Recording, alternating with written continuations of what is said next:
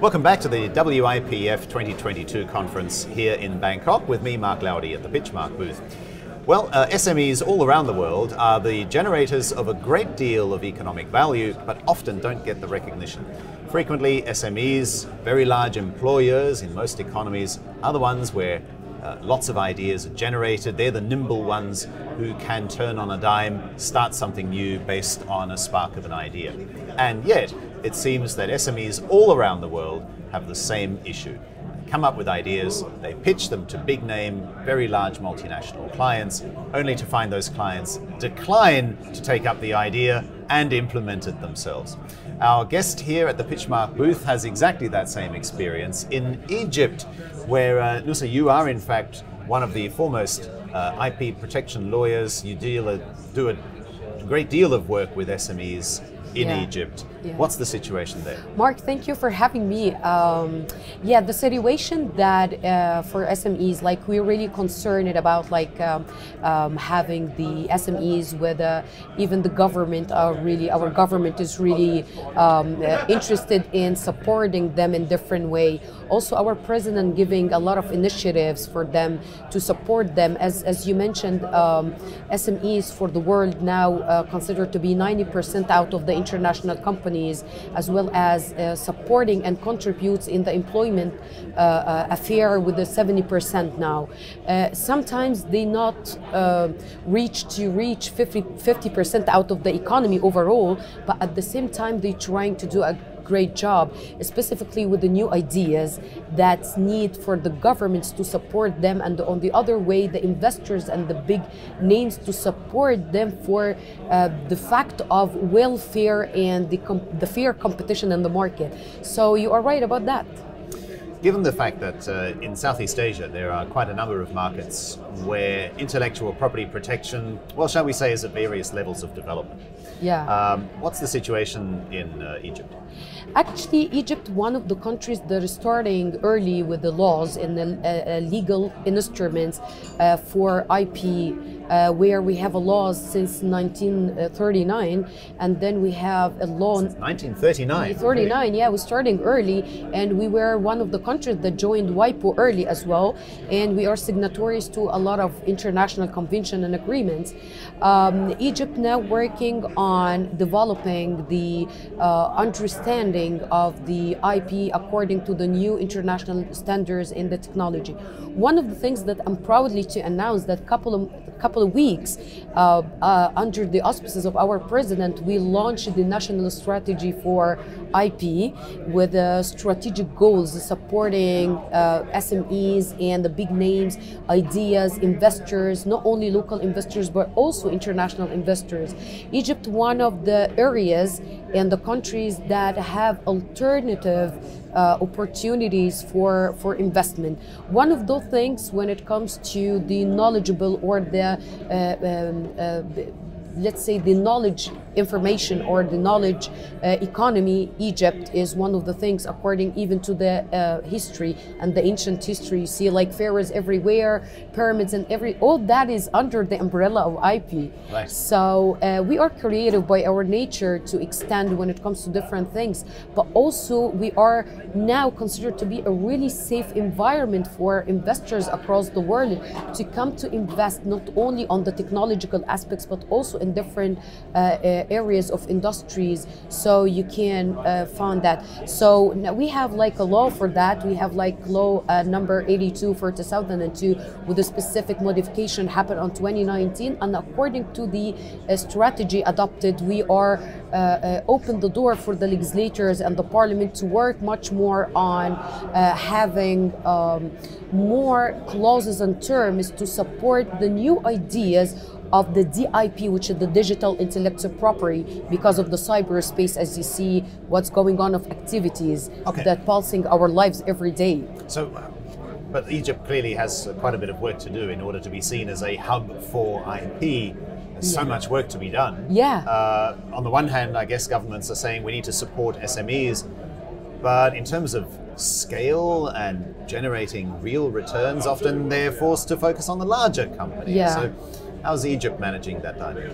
Actually, we have, of course, large companies and multinational companies in Egypt. But at the same time, there are lots of initiatives by ministries, especially Ministry of Youth and the Planning, under the auspices also of our president, to give attention to SMEs by supporting them financially. So we have like a plans for financial inclusion, also kind of incentives, more incentives. However, there are incentives for investors, especially for the big names according to the investment law, but also it opens the door to facilitate for them the access to finance and access to information, so they can do that. So there are a couple of initiatives made there. On the other hand, there are a couple of incubators. Those incubators, not only on the private side, but also kind of a partnership with the government to support with the mentorship programs for the people who are starting their ideas, but at the same time they can supported with money so they can start. So we have also another couple of programs on TV where you can present in the I mean, like, not globally, but actually in Egypt, so you can pitch your idea, taking care of all the non-disclosure agreements and the ideas to be protected. So I think like we so far doing a great job. Also, we have initiative under the auspices of our president called the Presidential Leadership Program, where you can support youth to be trained in a good things and a good ideas with the huge number of knowledge in different aspects, political aspect, development and economy, so, and environmental. So that also support is to have new leaders even in the SMEs market. And we are, as you know, hosting in November the COI 17 and the COP 27. So we, our Minister of Environment opened the door for a lot of competition when it comes to environmental solutions. Okay, so given the fact that the government has these various programs online, how have you found the culture among recipients of these ideas? I mean, is there a culture in Egypt where there is generally respect for these? Or does it really take a government program to come in to draw the line and say, no, we must protect IP because it's culturally not currently protected? You're right. It's kind of maybe because of the less awareness to extend. However, as I mentioned, that we're starting early with the instruments and the legal instruments since 1939.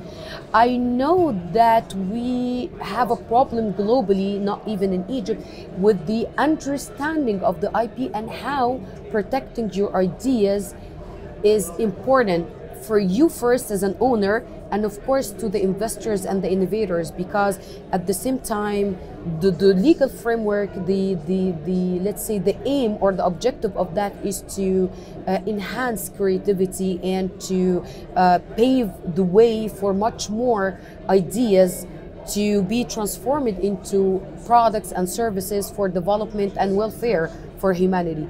So at a certain point, we have a problem with the wrong practices that affecting your ideas, so you cannot be protected. And then you blame the system or you blame the law. And I'm talking that because of my experience as a legal consultant. Yes. So you have this kind of, let's say that the wrong practices or the bad practices that may affect you. At the same time, investors and the big names must respect ethically first, and with the law, to enforce them to respect the ideas of startups, even by supporting, or even if you don't want to support them financially or to go with investing, you have not to get the ideas to be transformed because you are much more powerful. The government also, according to the constitution, and the Egyptian constitution on Article 69, it's a constitutional must. According to the government, should protect our citizen, it should protect their properties, even it is tangible or intangible. So they must do their work, and also the private sector and the civil society must work on that. So it's kind of, we need kind of a balance between the government to do the work, the legislative authority to work on the legal instruments, and also the civil society and the private sectors to work on the capacity building and raising awareness of how important to that to be aligned with the culture as as you mentioned. Yes, and for AGM Consultancy and other legal firms like yours, how are you contributing to this when arguably many of the SMEs just don't have the resources to pay you for your work? Yeah, this is quite interesting because we serve a lot of clients, but at the same time, from our social responsibility as the youth also, because the partners all are same my age, we are supporting others by, especially for people who really care about their ideas, and when we find that the idea is very well deserved, we support by providing them a pro bono. We are not even charge them, and we support them from a different perspective, the legal perspective and the business perspective. Why? As so many here who are attending the WIPF forum here in Bangkok would ask. Yeah. This is important because you cannot talk legal or tech away from law.